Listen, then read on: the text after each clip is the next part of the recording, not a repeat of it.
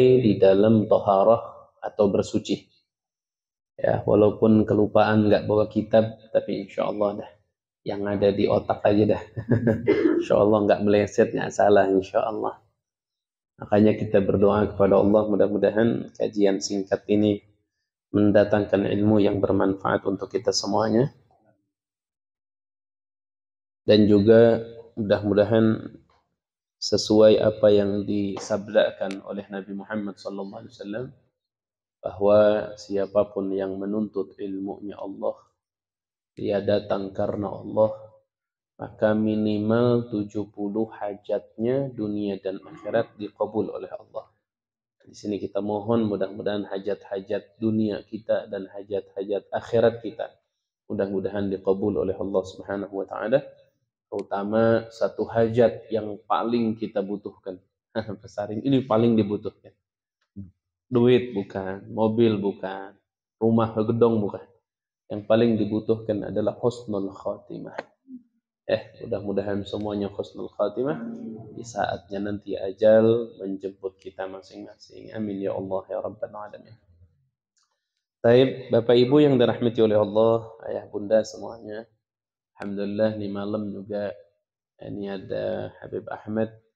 Beliau baru datang hari ini ke pesantren, insya Allah mau ikut berjuang bersama kita di pondok pesantren. Kita doakan khusus untuk beliau, mudah-mudahan ke depan beliau bisa berjuang meneruskan perjuangan kakeknya Rasulullah SAW untuk menyebarkan dakwah, menyebarkan ajaran yang penuh dengan akhlak nubuwah, yang penuh dengan kasih sayang terhadap ummah. Amin ya Rabbal Alamin. Baik. Jadi yang pertama, Bapak Ibu, Ayah Bunda, kita harus memahami dulu tentang masalah at-taharah. Ini pasaring at-taharah ini gampang ngomongnya, tapi dia ngajinya agak lumayan sedikit rumit ngajinya. Kenapa nih? Oh, intervensi. Kirain belum ngopi. Baik.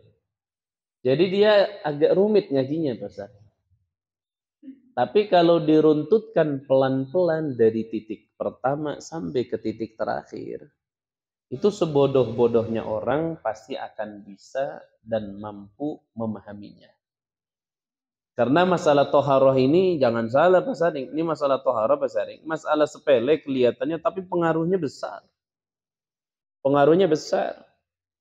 Bisa-bisa orang gak sah sholatnya gara-gara toharohnya gak benar. Contoh bunda nih, kaum ibu-ibu, punten. Yang di rumah punya mesin cuci. Itu kalau cara toharoh pakaian yang najisnya salah, misal nih yang salah nih. Saya contohkan dulu yang salah. Misalnya bunda buka tuh wadah mesin cuci yang buat muterin airnya. Dimasukkanlah pakaian misalnya sepotong baju, mukena atasan dan bawahan misalnya. Kita contoh mukena dulu. Dicampurlah sama sepotong celana bayi yang kena air kencingnya. Ini kalau salah dalam tata cara toharohnya, karena menghilangkan najis termasuk bab toharoh, ini bisa-bisa ibu-ibu kalau salah begini nih bunda nih. Itu pakaian najis, inilah misalnya dicemplungin ke mesin cuci. Tes. Masukkanlah pakaian mukena yang lain, masukin deterjen cair, dimasukkanlah air, direndam 15 menit misalnya, diputar. Setelah diputar baru dibilas, dipindahkan dan lain-lain. Ini kalau caranya salah, seperti barusan contoh, itu bisa menyebabkan mukena yang tadi digabungkan di dalam mesin cuci itu bukan bersih dari najis, bukan. Bersih dari kotoran bisa jadi karena pakai deterjen. Tapi hukum dari najis justru itu mau kena jadi mutanajis. Berarti saat bunda sholat duhur, maghrib, asar, isya, subuh dengan mukena tersebut, otomatis sholatnya sah apa tidak? Tidak sah. Caranya yang terbaik gimana Pak Saring? Masukin tuh pakaian yang kotor tidak ada najisnya.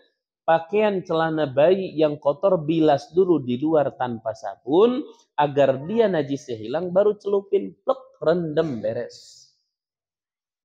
Ini kan masalah sepele istilahnya. Tapi pengaruhnya sholat kita bisa tidak sah. Sholat kita bisa tidak sah. Makanya bab toharoh ini bab yang wajib kita pahami betul-betul. Bahkan fardu ain. Bahkan kalau ada perempuan dilarang suaminya untuk ngaji fardu ain. Seperti bab barusan. Dilarang sama suaminya. Lihat suaminya bisa ngajar apa enggak? Enggak bisa. Istri boleh melawan dan berangkat ngaji untuk mendapatkan ilmu yang kelasnya fardu ain. Tapi kalau hadir kajian sunnah mah nggak boleh. Kalau suami ngelarang nggak boleh. Ya, seperti zikir nggak boleh. Karena itu sunnah. Nah ini contoh fardu ain. Ini toharoh ini jangan dianggap sepele. Makanya contoh bapak-bapak nih. Ini contoh nih. Itu kalau kita berangkat kemana-mana itu kalau cebok dari kita buang air kecil itu laki-laki khususnya yang sering berdiri dan sering saya bahas tuh. Itu kalau sampai salah itu ceboknya berbahaya. Berbahaya. Bahayanya kemana? Nanti dia sholat, ada najis di tubuhnya, ada najis di pakaiannya, akhirnya sholatnya tidak apa? Tidak sah. Ya, contoh misalnya nih ayah. Contoh nih ayah bunda, misalnya nih. Ada orang wudhu. Wudhu itu termasuk toharoh. Tuh, nilepin pakaiannya segini tangannya. Ayah, sah apa enggak nih wudhu? Enggak sah. Orang nyucinya sampai sini sikut. Ini segini enggak sah. Atau sekarang lagi tren sekarang wudhu tanpa melepas kerudung. Sekarang lagi tren nih. Coba bunda yang pakai kerudung nanti coba wudhu jangan dilepas, bisa nggak?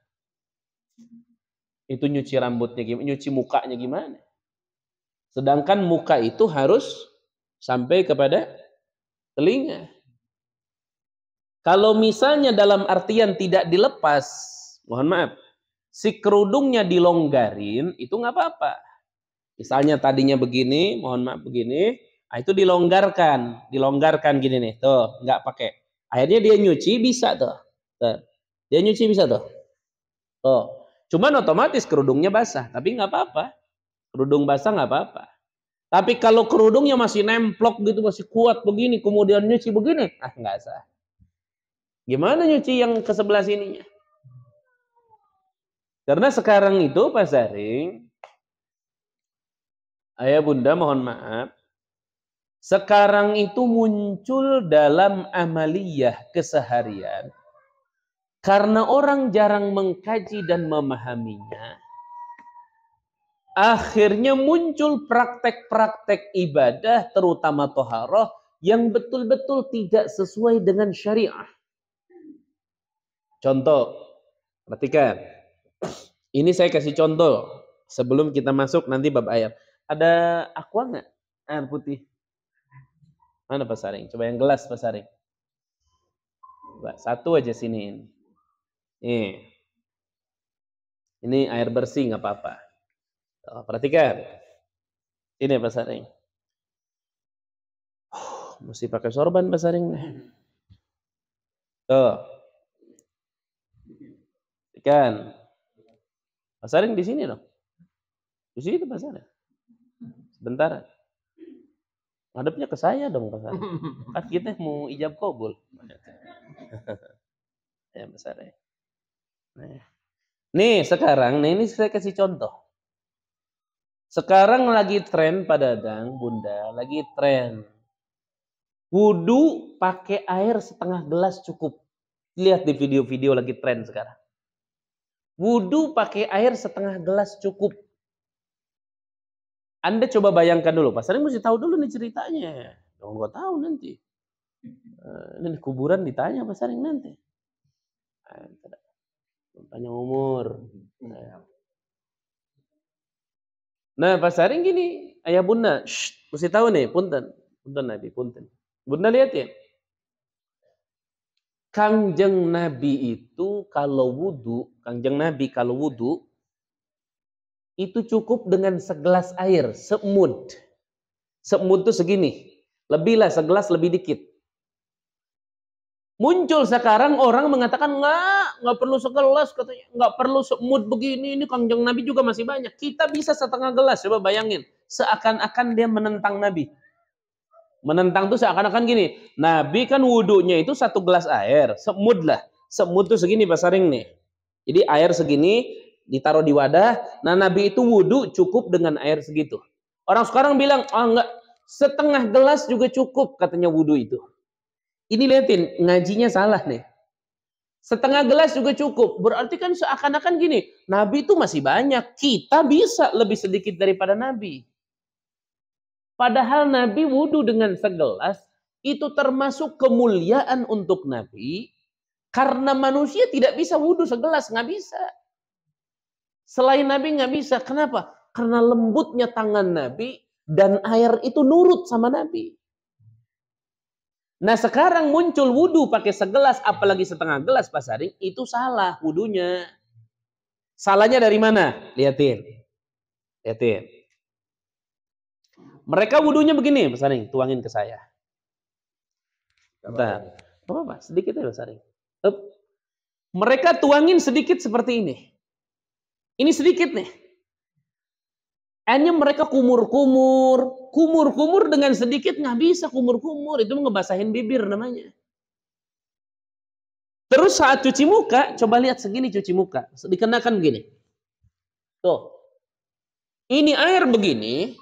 Saat dikepinggirkan, dikemukakan begini. Tuh. Tuh.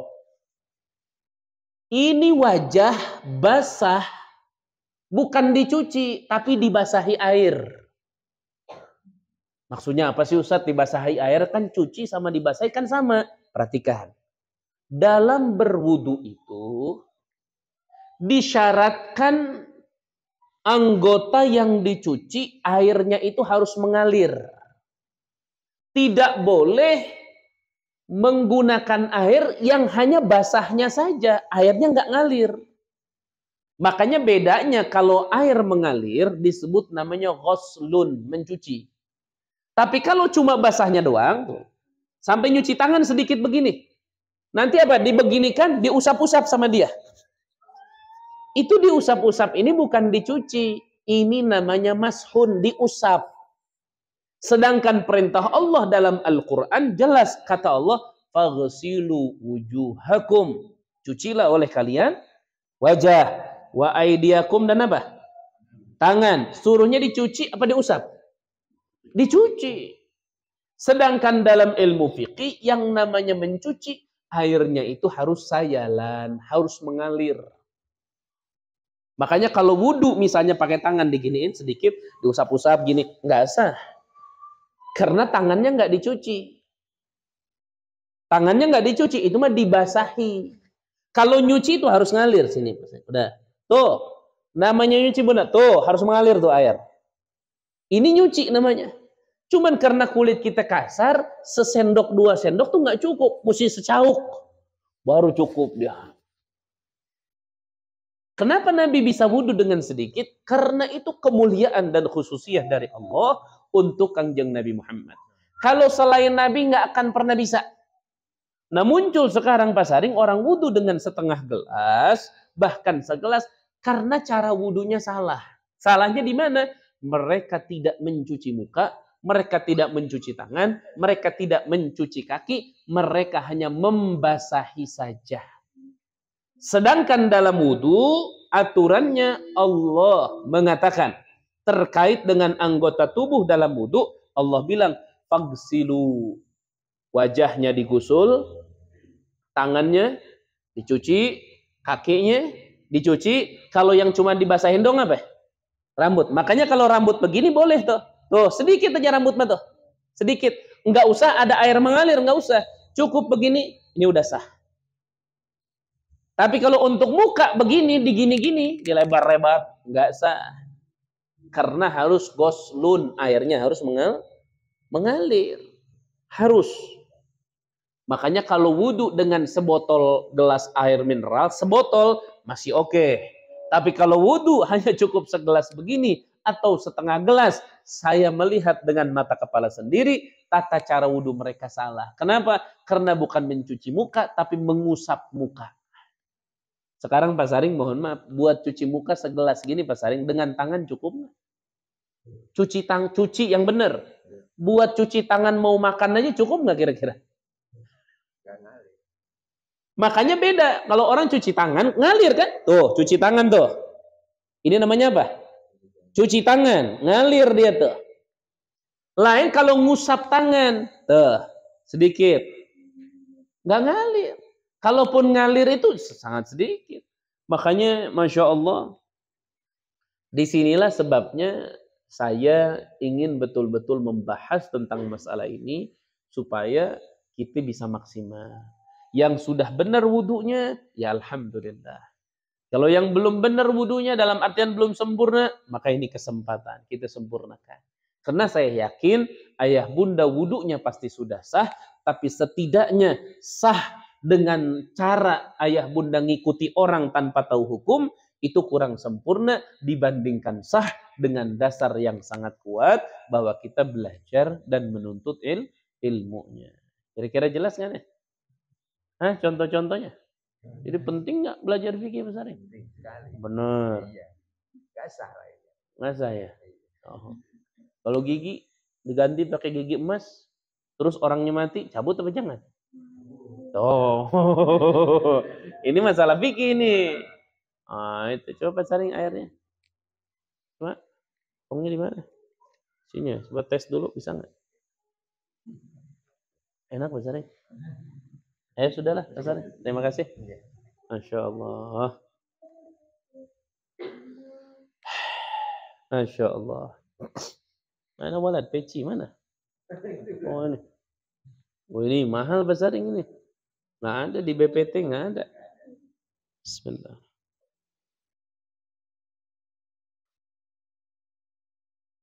Tuh, makanya ayah bunda, punten. Malam ini kita akan membahas tentang toharoh. Dan nanti saya akan lebih fokuskan tentang airnya. Karena kalau toharoh ngitungnya gampang. Kalau ditanya nih, Ustadz, emang toharoh itu apa sih? Sebenarnya toharoh itu asal kalimat toharoh artinya bersih-bersih. Jadi kalau ibu-ibu lagi bersih-bersih teras, berarti secara ngomong bisa ngomong apa? Ibu-ibu sedang apa? Toharoh. Maksudnya toharoh sedang apa? Bersih-bersih teras. Ibu-ibu sedang bersih-bersih piring, berarti ibu-ibu sedang apa? Toharoh. Secara apa? Bahasa. Secara apa? Bahasa. Anak santri lagi ngabisin makanan. Anak santri ini disuguhin makanan, dihabisin sama mereka. Berarti mereka lagi ngapain? Lagi toharoh. Kadang makanya kalau santri, Pak Saring ada istilah gini. Ini santri doang nih, disuguhin makanan. Mereka suka ngomong, ini bab toharoh mesti dipakai di sini. Maksudnya bab toharoh artinya apa? Mesti dibersihin nih. Ikannya, nasinya, mesti bersih pokoknya. Mereka nggak tinggalin sedikit. Itu namanya toharoh. Tapi kalau toharoh secara istilah agama, atau yang biasa disebut syariah, toharoh itu adalah raf'u hadasin au izalatu najsin au fi ma'nahuma au ala suratihima. Jadi kalau ibu-ibu ditanya, ayah ditanya nih, kakek, apa? Toharoh itu di dalam Islam apa sih kek? Toharoh di dalam agama? Nanti tinggal dijawab. Yang paling gampang jawabannya begini. Nah, toharoh itu adalah raf'u hadasin, menghilangkan hadas. Au izalati najsin, atau menghilangkan najis.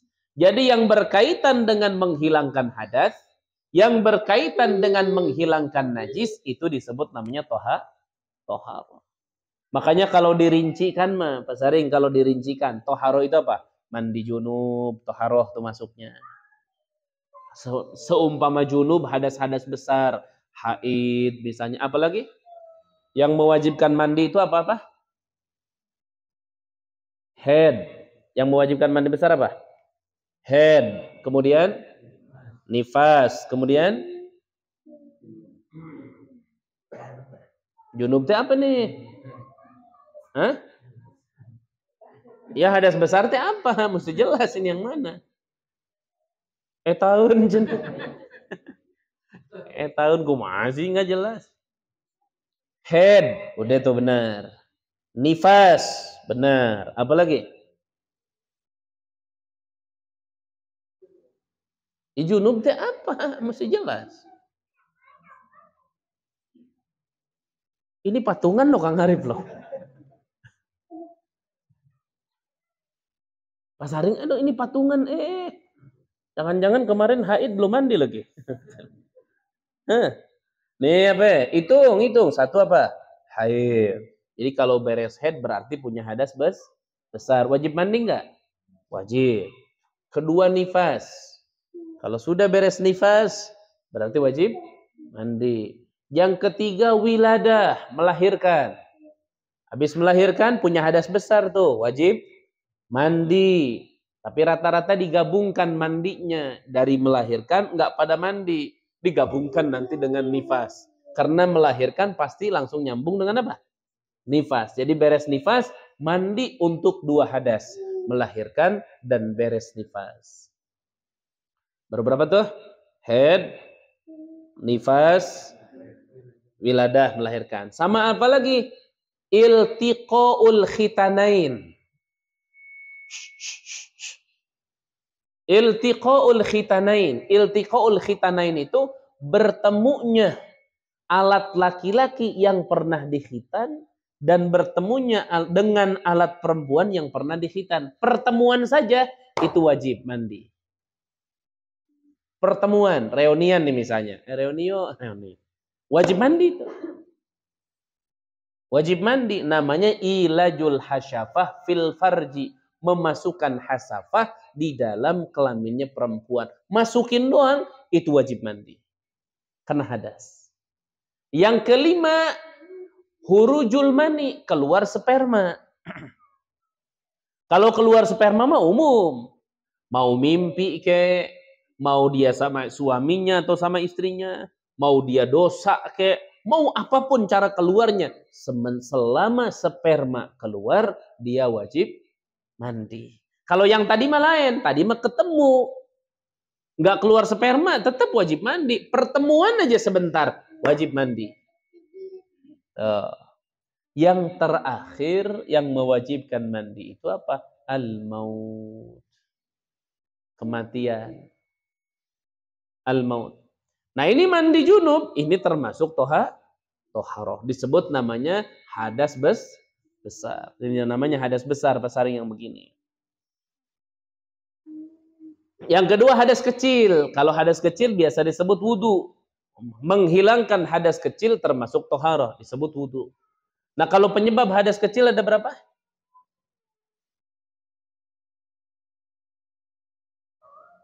Hah? Yang membatalkan wudu, itu kan yang menyebabkan hadas kecil tuh. Ada berapa yang membatalkan wudu? Hitung aja deh. Yang pertama apa?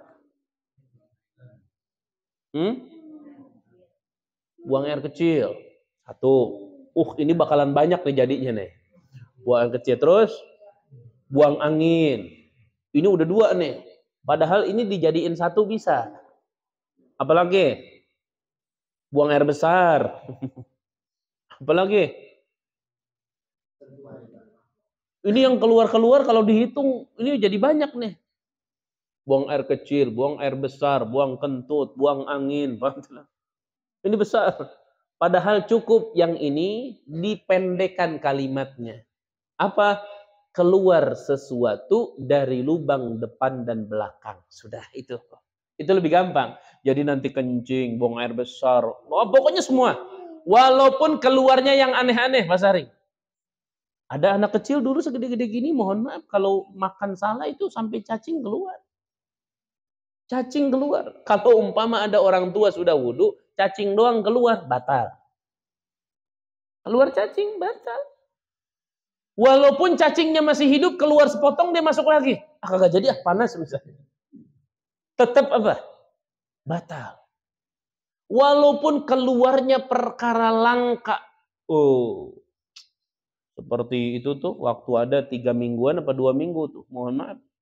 Saya pipis itu mohon maaf keluar batu pipis. Padahal saya pipis keluar batu itu kan langka. Pluk, jatuh tuh berapa 4 biji berapa. Pantesan ini sakit. Sakit. Ternyata keluar pipis tuh batu. Batal itu wudu tetap. Kita punya hadas kecil. Ngalamin juga keluar batu. Padahal saya nggak pesen batu, nggak makan batu. Ya ada. Itu biasanya kurang minum air putih katanya. Ya, sudahlah. Jadi yang pertama paling gampang ya Bunda. Pertama adalah keluarnya sesuatu dari lubang depan dan belakang. Itu hadas kecil. Yang kedua apa tadi? Bersentuhan apa? Bersentuhan apa dulu dong? Kulit. Karena kalau bersentuhan gigi nggak batal wudhu. Iya, bisa nggak orang giginya bersentuhan tapi kulitnya nggak nempel, bisa nggak? Ya bisa, giginya keluar-keluarin gitu. Karena gini Pak Saring, nih dengerin. Bersentuhan kulit perempuan dan laki-laki bukan mahram, dewasa, artinya sudah besar dari usia-usia 8 tahun ke atas. Itu bisa membatalkan wudhu, artinya menyebabkan hadas kecil, itu apabila tidak ada mahram. Kalau mahram mah seperti misalnya ayah dengan anak, cucu dengan kakek, cucu orang dengan ponakan, itu mah mahram, nggak apa-apa itu. Artinya nggak membatalkan wudhu. Nah nanti yang membatalkan wudhu itu di dalam tubuh manusia itu kulit. Karena kalau ketemunya bukan kulit, seperti baju ketemu baju, Pak Saring naik angkot udah punya wudhu, kebetulan di samping ini perempuan. Ketemu tuh nempel paha dengan paha Pak Saring, tapi pakai pakaian, batal nggak wudhu? Nggak batal.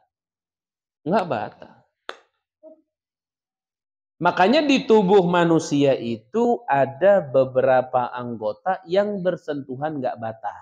Pertama, satu, gigi. Pak Saring kalau kulit bersentuhan dengan kulit istri, batal Pak Saring. Tapi kalau giginya doang nggak batal. Kata Pak Saring, Bu coba sini pengen megang gigi ibu. Dipegangin gigi. Ini megang gigi doang. Tapi jangan kena kulitnya. Gigi doang. Itu nggak batal. Gigi nggak batal. Yang kedua, kuku. Itu kalau megang kuku nggak batal. Coba, Mah, sini kukunya. Abah lihat. Dipegang kukunya nih. Tuh. Megang kuku. Itu nggak batal.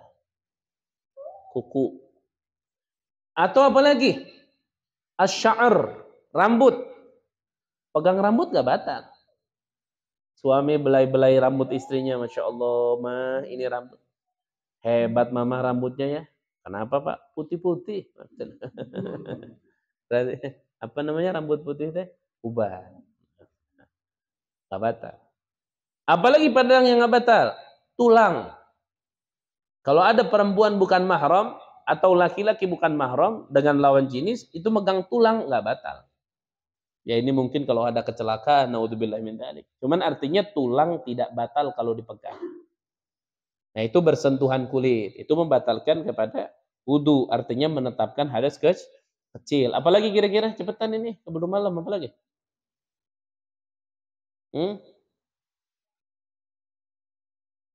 Bunda, ayo dong ini patungan ini.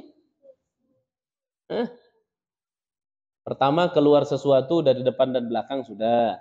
Kemudian bersentuhan kulit sudah. Apalagi? Tidur. Tidur. Yakin nih? Tidur sama tuh. Tapi bahasanya kalau tidur terlalu banyak nanti ngitungnya. Tidur, pingsan, kebanyakan. Maka ulama merumuskan dengan sangat gampang. Apa? Zawalul aqli, hilangnya akal. Pada saat hilang akal, tertutup itu akal, tidak bekerja itu akal, batal wudu. Seperti tidur, seperti pingsan, seperti misalnya yang orang itu apa ya, bukan pingsan apa yang sakit teh? Kalau nggak sadar-sadar teh apa? Koma. Atau ayan. Yang itu tuh suka ngebusah, naudzubillah min dzalik. Suka ngebusah, itu juga sama tuh hilang akal. Itu ngebatalin wudu, artinya menetapkan hadas kecil. Ya. Yang terakhir apa yang terakhir? Yang terakhir itu menyentuh kubul dan dubur anak Adam. Artinya anak Adam itu manusia. Ini bunda nih, perhatikan. Bunda hati-hati. Shh, hati-hati. Bunda hati-hati. Bunda. Shh. Ini pada tidur kayaknya nggak? Hah? Nggak tidur nggak? Oh, matanya nggak kelihatan. Baik. Bunda mohon maaf, perhatikan. Itu bunda kadang-kadang terjadi begini. Ada ibu-ibu dia mau sholat. Sudah wudhu, sudah pakai mukena, pokoknya udah rapi, alhamdulillah.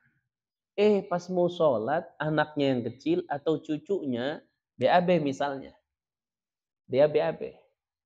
Kata ibunya, aduh mendingan cebokin dulu takut ganggu nanti dengan aromanya. Akhirnya dibawa dulu ke WC, itu mukena dilipat-lipat, bawahannya ditaruh, langsung dicebokin. Habis dicebokin langsung berangkat sholat. Allahu Akbar, sholatnya nggak sah. Sholatnya nggak sah. Kok Ustaz bisa sholatnya nggak sah? Karena wudhunya ibu-ibu batal. Mana Ustaz batal, kan saya nggak kentut, saya nggak kencing, saya nggak buang air besar. Iya, tapi ibu-ibu itu menyentuh kubul dan dubur. Kubul itu kelamin manusia, laki-laki dan perempuan. Dubur, yaitu yang di belakang. Nah sekarang saat nyebokin dubur kena nggak? Dubur kena nggak ini? Nyebokin anak kita kena nggak? Batal tuh wudhu. Lah Ustaz, itu kan dubur anak saya. Iya, anak Anda ini manusia bukan? Manusia bukan? Manusia, batal. Makanya ada sebagian orang memahami menyentuh kelamin atau menyentuh dubur membatalkan itu kalau milik pribadi. Milik siapapun batal. Yang penting dia milik anak Adam. Kalau milik bukan anak Adam, seperti ibu-ibu misalnya terlalu ini terlalu rajin. Kucing buang air besar dicebokin misalnya. Itu nggak batal. Karena dia nyentuh duburnya siapa? Duburnya kucing. Atau punya ayam misalnya sampai dicebokin tuh ayam. Nggak batal. Kenapa? Karena itu duburnya bukan dubur manusia. Masya Allah. Nah makanya kalau terjadi itu berarti kita itu memiliki hadas kecil. Maka hadas kecil itu akan hilang dengan satu ibadah namanya wudhu. Nah wudhu itu termasuk tohara. Jadi menghilangkan hadas besar atau menghilangkan hadas kecil. Menghilangkan najis. Najis itu ada dua. Ada najis yang keluar dari tubuh manusia di depan dan di belakang dibersihkan. Itu istilahnya disebut istinja. Kalau dalam bahasa kita cebok. Ada najis yang memang di luar, udah ada di luar di teras apa di baju, itu disebut namanya izalatun najisi, menghilangkan najis. Nah, membersihkan najis, mau sebutannya istinja, mau sebutannya membersihkan, bukan cebok, pokoknya istilah nggak ada masalah. Tapi yang harus ibu-ibu dan bapak-bapak pahami, ayah bunda ketahui, menghilangkan najis, membersihkan najis itu termasuk namanya toharoh. Jadi toharoh itu cara pahamnya gampang, menghilangkan hadas dan menghilangkan najis. Tinggal diperincikan, hadas itu ada hadas besar, ada hadas apa? Kecil. Begitu. Najis itu nanti ada yang keluar dari tubuh kita, disebut namanya istinja, lubang depan dan belakang. Ada yang memang najis itu di luar tubuh kita. Atau di luar tubuh, keluar dari tubuh tapi sudah ada di luar, bukan di kubul dan di dubur. Maka itu disebut namanya izalatun najasah, menghilangkan najis. Nah yang terakhir, ayah bunda, yang terakhir, ini mohon maaf, nanti insya Allah Jumat yang akan datang nanti sengaja bawa kitab. Cuman ayah bunda tolong deh ya, kalau bisa bawa buku, kalau tidak bawa rekaman.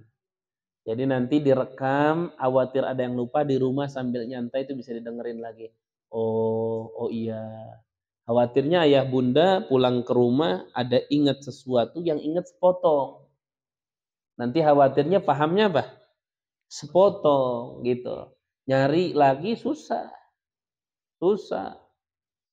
Ya, makanya kalau bisa tuh ada rekaman apa gitu. Ya. Nah, terus yang terakhir ya Bunda. Yang terakhir, saat kita sudah memahami sesuatu namanya istinja, istinja sudah paham nih, itu istinja. Sudah paham namanya izalatun najasa, menghilangkan najis. Sudah paham namanya raf'ul hadas, menghilangkan hadas. Hadas kecil atau hadas besar. Dalam garis yang paling pendek kita bahasakan toharoh. Ulama telah sepakat berdasarkan hadis dari Nabi Muhammad SAW. Apa kesepakatannya Pak Saring? La tasihu at-taharatu illa bil ma'il mutlaq. Tidak sah toharohnya siapapun terkecuali dia menjalankan toharoh menggunakan air mutlak. Jadi air itu yang bisa dipakai cuman air mutlak. Air mutlak apa? Coba air mutlak. Perhatikan. Nah ini bagian-bagian begini yang memang agak sedikit rumit, Pak Sari. Tapi rumit kalau sekalinya bisa, hilangnya juga sulit. Makanya air itu gini nih. Nih, perhatikan dulu air nih. Perhatikan. Air itu ada dua. Nih, kalau dipanahkan kita ada dua. Ada air mutlak, ada air goer mutlak. Bedanya air mutlak sama goer mutlak apa? Dari sisi airnya. Bedanya, kalau air mutlak adalah air yang tidak terikat oleh nama. Tapi kalau air goer mutlak artinya air yang terikat dengan sebuah nama dan nama itu tidak bisa dipisahkan. Maksudnya apa ya Pak Saring ya? Pak Saring, ini mesti wudhu pakai air mutlak loh Pak Saring. Cuman kita harus paham air mutlak sama tidak mutlak agar nanti runtutannya ngerti. Walaupun saya nggak akan bahas semua. Air mutlak itu air yang tidak terikat dengan nama tertentu. Itu air mutlak namanya. Kalau air goer mutlak adalah air yang terikat dengan nama tertentu. Contoh Pak Saring. Pak Saring beli semangka 10 biji. Diperes tuh semangka sampai airnya dikeemberin. Air apa itu? Air semangka. Pindahin ke botol air apa? Semangka. Pindahin ke sumur air apa? Air semangka. Pindahin ke kolam air apa? Semangka. Pindahin kemanapun dia tetap air apa?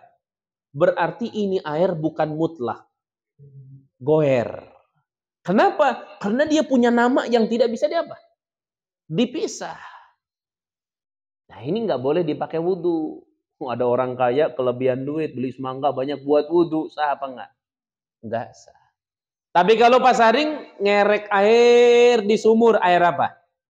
Air sumur itu, air mutlak, air sumur. Pindahkan ke ember jadi air apa? Air ember. Pindahin ke botol jadi air apa? Air botol. Dia ada nama, cuma namanya ya pindah tempat ya pindah lagi. Namanya itu tidak terikat dengan sebuah nama. Itu yang disebut namanya air mutlak. Jadi ini runtutannya. Namanya air mutlak. Kenapa harus paham dulu air mutlak? Harus paham dulu. Karena air mutlak itu nanti akan terpengaruh oleh sesuatu jadi berubah namanya. Makanya yang paling gampang lagi, Bunda, ini paling gampang lagi. Memahami air mutlak adalah air murni. Dan air murni itu hanya ada 7 macam. Sebagian menambahkan jadi 8 macam. 1, air laut. Itu masuknya murni. Artinya air mutlak, laut. Kemudian air yang mengalir dari sungai. Itu air mutlak namanya. Kemudian air sumur. Namanya air apa? Mutlak. Kemudian air apa lagi? Air hujan. Oh iya, air hujan. Astagfirullah. Air hujan tuh, itu air mutlak. Air apa lagi? Salju. Kalau sudah dicairkan termasuk air apa? Air mutlak. Air apa lagi? Baru 5. Masih banyak atuh. Air embun. Tapi bisa nggak air embun dapat nyarinya? Hah? Hah? Air embun nyarinya bisa nggak? Tapi kalau ibu-ibu rajin, air embun boleh ibu-ibu. Boleh. Kalau ada, cuma nggak sulit air embun. Air embun itu dalam bahasa Arab disebut namanya ma'un nada. Air embun. Dia bukan air yang ada dari hujan, bukan. Itu air karena dari hawa dingin akhirnya. Itu ibu-ibu, jangan bilang-bilang ke cucunya nih, jangan. Kalau ibu-ibu mau bikin sulap di rumah, biar nyenengin cucu, itu modalnya air embun sama telur 1. Ibu-ibu subuh-subuh nyari air embun yang murni air embun, bukan pas beres hujan, bukan. Cuacanya cerah, cari air embun. Ambil tuh, serap pakai busa, kumpulin pokoknya. Dapat segelas lumayan. Nanti ambil telur, suntik telurnya, ambil dalemannya, sampai bersih dalemannya. Lihat, wah nggak ada lagi nih, sampai bersih sudah. Masukin tuh air embunnya ke dalam telur, masuk. Bolongnya itu bekas jarum, tutup pakai tetesan lilin misalnya. Atau kalau kita mau banyak tuh lem atau apa, pokoknya tetesin. Tek. Udah itu telur simpan di rumah, di kamar. Nanti jam 11:30 atau jam 12 siang bawa keluar. Itu dia terbang sendiri nanti. Terbang itu. Nanti kalau habis airnya, dia turun lagi. Buat sihir, sulap. Eyang punya telur. Nanti eyang doa-doain biar terbang. Cucunya suruh. Tuh, itu ditaruh di tangan, dia terbang loh. Kenapa? Karena air embun itu manakala dia tersinari matahari, itu langsung naik. Keserap sudah dengan sinar. Nah kalau airnya banyak, karena dia cuman cangkang telur, dengan itu ke bawah. Itu kelihatan tuh, ibu liatin tuh terbang. Cucunya langsung nurut sudah. Pokoknya nurut sama eyang ya, suruh ngaji. Kalau enggak, eyang terbangin kayak telur. Hilang nanti kamu. Air itu air embun. Apalagi? Mata air, belum dihitung. Mata air. Makanya hitungnya gini, yang di darat, yang di bumi. Laut, sungai, sumur, mata air. Itu di bumi. Yang dari langit, hujan, salju, embun. Apalagi? Nah itu hujan es. Kalau salju kan beda lagi, lembut. Ada hujan es yang gede-gede tuh, gebrak. Itu dikumpulin kan buat jualan enak tuh. Ah itu yang disebut namanya air mutlak. Makanya kayak WC di sini, toilet itu udah air mutlak. Nah nanti Pak Saring, air mutlak itu akhirnya karena manusia memindahkan air itu dari tempat asalnya ke tempat yang lain, maka muncullah perubahan-perubahan. Datanglah nanti sebuah pembahasan namanya air mutaghayyir. Jadi pahamkan dulu, air mutlak adalah air yang asal yang masih murni. Sudah gitu aja dah, gampangnya dah. Sudah, tuh sumur, tuh kali, tuh sungai. Selama itu namanya air. Karena kalau digali ternyata keluar cairan tapi bensin, nggak boleh dipakai. Keluar cairan ternyata pertalit, nggak boleh dipakai. Itu mah bukan air. Yang murni air, walaupun keruh. Seperti contoh lagi musim hujan, air sungai keruhnya luar biasa, boleh dipakai. Sumur, kebetulan dapat sumur itu dekat pesawahan. Akhirnya airnya agak bau itu apa namanya? Yang kuning-kuning itu. Ya bau begitu, zat besi. Zat besinya tinggi sampai bau, kuning ke gigi, kuning ke muka, kuning ke ini. Itu tetap boleh dipakai karena air gitu. Nah nanti air mutlak ini akan berubah. Pindah dari sumur ke kolam, dari kolam ke ember, dari ember ke sana, ke sini, ke sana, ke sini. Sampai akhirnya dengan ulah tangan manusia, air mutlak itu berubah jadi air mutaghayyir. Mutaghayyir itu berubah. Seperti Pak Saring misalnya contoh, ngambil air sumur di ember Pak Saring. Masih mutlak nggak Pak Saring nih? Masih mutlak. Boleh nggak dipakai toharoh? Boleh. Coba Pak Saring ambil sepanci, seret dipakai tuh masak sop misalnya. Dia air sumur bukan asalnya. Air sumur. Sekarang jadi air apa? Boleh nggak dipakai wudhu? Kenapa nggak boleh? Kan dia air mutlak tadinya. Karena sudah ada berubah. Nah ini berubah nanti dibahas. Namanya al-ma'ul mutaghayyir. Air yang berubah. Nanti dikasih panah lagi tuh. Berubahnya dengan perkara yang suci. Berubahnya dengan perkara yang najis. Seperti Pak Saring punya air seember dari sumur. Ditaruh udah baik-baik tuh buat besok wudhu subuh-subuh misalnya. Pas subuh mau dipakai ada tikus udah mati di ember. Berarti berubah nggak tuh air? Berubah. Berubahnya dengan perkara suci apa perkara najis? Najis. Itu ada hukumnya. Disebut namanya. Jadi nanti akan lahir namanya air mutanajis. Akan lahir namanya air musta'mal. Akan lahir namanya air berubah dengan perkara suci. Seperti air sup. Perubahannya itu nanti gimana tuh? Apakah perubahannya banget? Apa biasa aja? Kadar ngitungnya gimana ngukurnya? Karena contoh gini Pak Saring. Contoh Pak Saring. Misalnya Pak Saring punya air 1 ember. Anak Pak Saring atau cucu lagi canda pegang sirup. Setengah gelas dikit lagi. Sirup nih. Marjan apa namanya? Sirup. Jatuh anak itu. Selamat tapi jatuhnya pelan. Gelasnya masuk ke ember. Plus masuk. Ada sirup marjan nggak tadi? Berarti air yang mutlak tadi tercampur nggak dengan sirup marjan? Tercampur. Ini sirup marjannya kan sedikit. Apakah air ini berbahaya? Artinya berbahaya. Berubahnya dahsyat sehingga dilarang dipakai toharoh ataukah tidak? Itu juga harus paham. Itu harus paham. Nah insya Allah Jumat-Jumat yang akan datang kita akan lanjutkan tentang masalah air yang berubah. Tapi saya sampaikan dulu bahwa yang harus kita pahami air yang dasarnya murni dari awalnya yang tadi kita sebutkan itu namanya air mutlak. Karena nanti ada air musyammas, makruh dipakai, itu harus kita bahas. Hanya sebatas saat ini, ayah bunda pahami bahwa toharoh tidak akan sah terkecuali memakai air mutlak. Air mutlak sudah.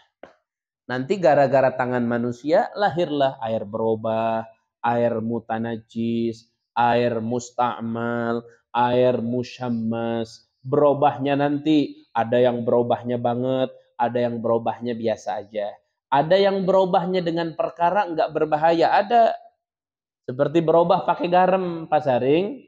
Kalau orang punya air, akhirnya dimasukkan garam di dalamnya, tapi garamnya garam laut.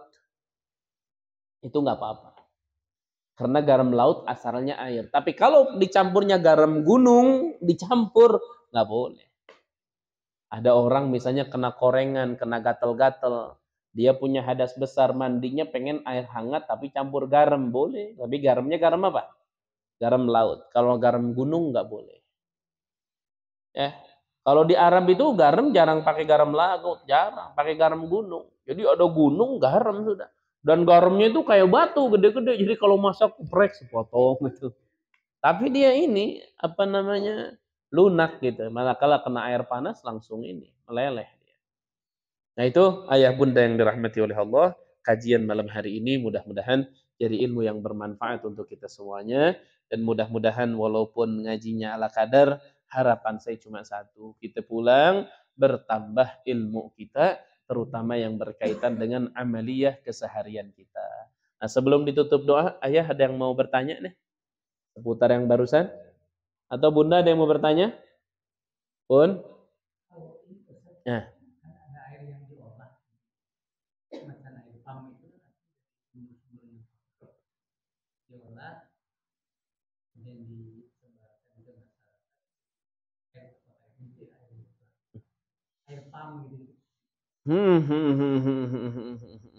Masya Allah. Pak Yosep nanya nih, bunda. Kalau air yang diolah gimana? Memang ada beberapa titik Contoh di beberapa negara juga gitu, di negara lain yang lebih dominan kayak Singapura, Malaysia tuh itu airnya olahan. Atau di Jakarta juga ya ada ya, Jakarta. Itu ada air-air pasaring, air-air yang katakanlah kotor gitu. Kali Ciliwung misalnya atau kali Keramat tuh, Jalan Keramat itu kan airnya kotor. Cuman ada mesin, ada apa sampai disaring akhirnya jadi apa? Jadi bersih. Jadilah air pump dan lain-lain. Nah, itu yang pertama. Kalau berbicara air yang kotor itu, katakanlah kotor dengan najis, kotor dengan barang-barang yang katakanlah suci tapi jadi sampah. Kemudian dia ngumpul jadi air yang begitu banyak, itu masih boleh dipakai. Artinya air kotornya itu boleh dipakai. Apalagi kalau dia disuling akhirnya jadi bersih. Cuman yang jadi masalah, yang pembahasannya sampai detik ini belum beres, itu di mesinnya jangan dicampur obat. Kalau dicampur obat, nah ini yang jadi masalah, ada campuran. Biasanya pakai obat itu namanya kaporit biasanya. Makanya kan kalau di sebagian, ya tolong dicatat, di sebagian daerah di Jakarta, itu kalau kita mandi kadang-kadang airnya bau obat gitu. Nah, yang jadi masalahnya sekarang itu adalah air yang sudah dicampur dengan sesuatu akhirnya berubah. Akhirnya berubah. Nah, itu yang jadi masalah. Kenapa? Karena tadi air sop boleh dipakai nggak? Enggak. Kenapa? Karena sudah berubah. Dan berubahnya itu makanya disebut air sop. Karena berubahnya banget. Sama dengan air kaporit juga kalau baunya banget, nah ini. Tapi kalau perubahannya biasa saja, itu nggak pengaruh. Nah, jadi titik itu aja Pak Yosef. Jadi intinya boleh dipakai. Intinya boleh dipakai untuk toharoh, hanya yang masih dalam pembahasan dan berbeda pendapat dari sisi obat tersebut yang dicampurkan ke air itu sehingga air jadi bersih namun masih ada bau apa? Bau obat. Nah, itu sebagian mengatakan itu tidak sah, namun sebagian mengatakan sah. Hanya kalau saya selalu melihatnya begini. Kita pertama harus hati-hati. Yang kedua, obat kaporit itu bukan dicampur seperti naro garam, bukan. Dia kayak semacam apa, aromanya nyengat, bau untuk ngebunuh kuman. Kayak ini, kalau di air mineral itu kayak ozon. Ozon, tahu kan ozon? Hah? Oh apa? O3-nya? Tahu lah, saya kitunya. Itu kayak ozon tuh. Ozon itu pasaring kalau tempat minum ditaruh tuh di toren. Itu kalau dibuka, bau itu. Bau itu air. Tapi kalau dimasukkan ke ke gelas, enggak bau. Itu namanya obat lah katakan kimia untuk membunuh kuman. Makanya di Ribat Nurul Falah tuh baru seminggu ya. Kita seminggu ya ganti itu. Baru seminggu saya ganti tuh ozon apa baru ganti, semuanya ganti. Ganti saya percepat tuh ganti air mineral itu. Karena agar santri minumnya inilah. Ya itu pakai ozon. Nah, kalau ini kan kaporit ini dimasukkan ke air. Cuman karena dia ini banyak akhirnya berubah. Nah, wallahu a'lam bishawab lah masalah kaporit ini karena saya tidak terlalu paham juga pemakaiannya gimana, hanya guru-guru kita mengatakan itu boleh dipakai. Wallahu a'lam bishawab. Bunda ada yang mau nanya? Satu aja nggak apa-apa. Apa?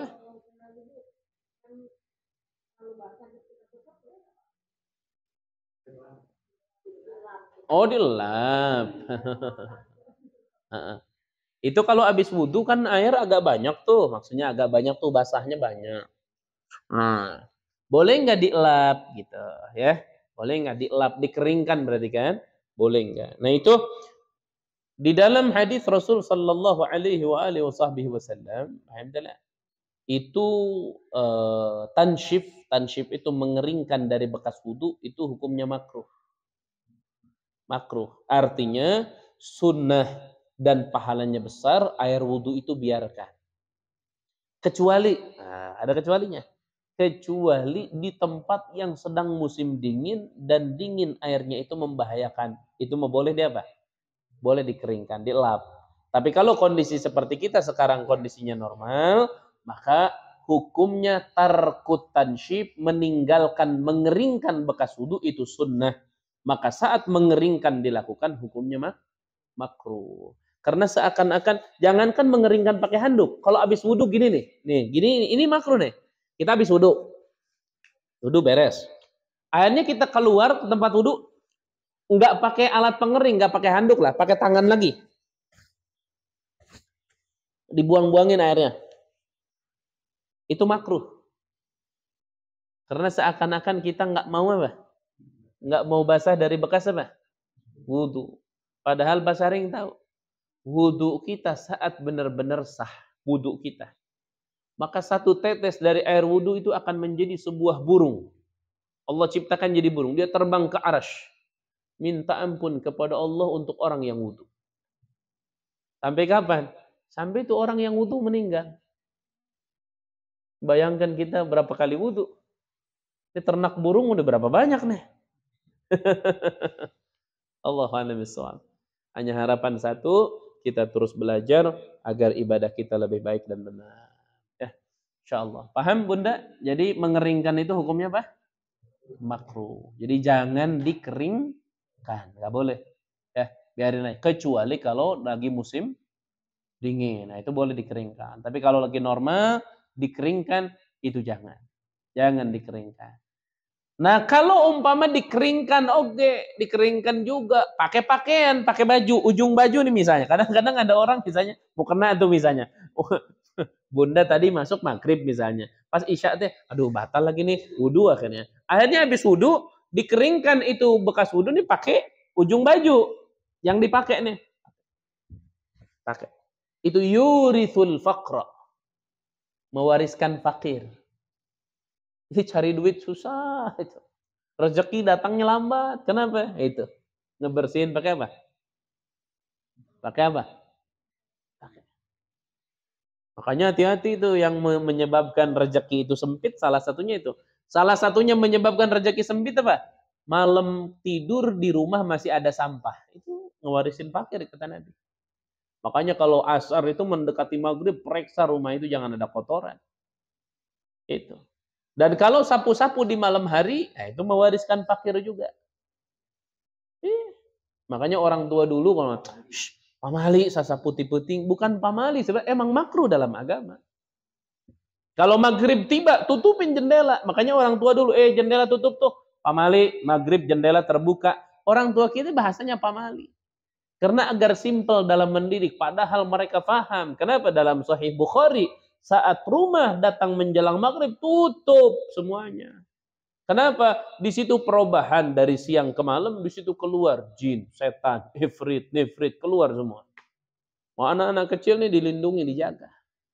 Agar nggak kena umus sibyan. Tuh, tutupin. Cuman orang tua kita dulu ngomongnya apa? Pak Mali. Padahal subhanallah, kayak ini Pak Dadang nih. Ini Pak Dadang misalnya handphone ini piring misalnya. Coba. Ada piring ya? Ada, coba piring satu. Piring. Kalau bisa diisi apa kek? Ada coba. Sebentar.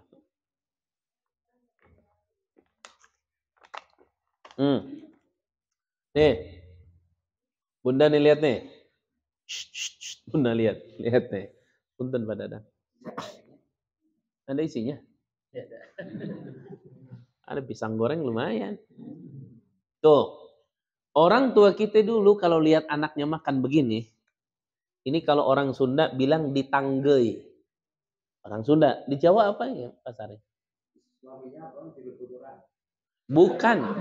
Ini namanya apa begini? Pak Sari. Namanya apa ini? Disogo. Sego disogo. Nah, disogo. Ini kalau di Sunda, nama ngarana di Sunda, nanggei piring. Nanggei. Ya. Tong ditangge ya makan. Tuh, jadi kalau kita makan begini, kata orang tua, makan piring itu, pamali. Nah, kalau mau didekatkan, bukan begini caranya. Tuh, dipegang namanya. Tuh. Makan. Ini orang tua kita dulu bilang pamali, emang makruh dalam agama makan begini. Ini makruh ini. Ada yang beralasan makan begini apa? Sya'nul jababir. Ini orang-orang sombong begini kalau makan dulu. Makan. Wah, gitu. Makanya dia dipegang. Beda tuh. Orang tua kita cuman dulu ngomongnya paling gampang. Jangan begitu makan. Pamali. Jadi bahasa pamali ini dijadikan sebuah hal yang mendidik kita. Padahal itu semuanya ada dasarnya di dalam agama. Yang saya belum nemu pamalinya dari orang tua itu, satu yang belum nemu. Apa? Makan tungir tuh. Apa namanya tunggir kalau bahasa kita? Brutus. Brutu. Itu makan yang ayam tuh, itu brutu tuh yang belakang itu. Itu orang tua pamali. Sama telur yang ada di ayam tapi telur masih muda. Pamali, telur muda dimakan. Pamali, ini brutu dimakan. Nah itu enggak, sampai sekarang saya enggak tahu. Karena agama enggak ada larangan makan brutu, makan telur muda, enggak ada.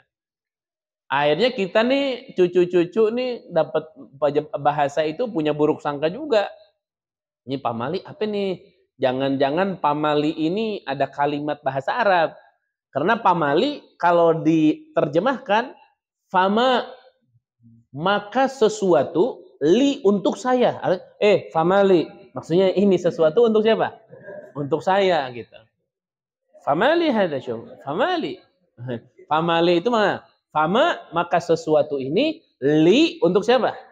Untuk saya. Famali. Maksudnya famali apa? Ini buat saya. Kalau ibu-ibu lagi ngomong sama orang Arab, makan misalnya, ya misalnya ngomong ke orang Arab, ya hada, famali. Maksudnya famali itu apa? Ini untuk saya gitu. Famali, ini untuk saya. Famali. Kata dia, khalas, famalak. Famalak, buat kamu aja sudah. Nah khawatirnya di situ, karena telur muda itu enak. Tunggir bagi yang suka enak itu minyak doang. Katanya sih. Cuman saya nggak makan juga.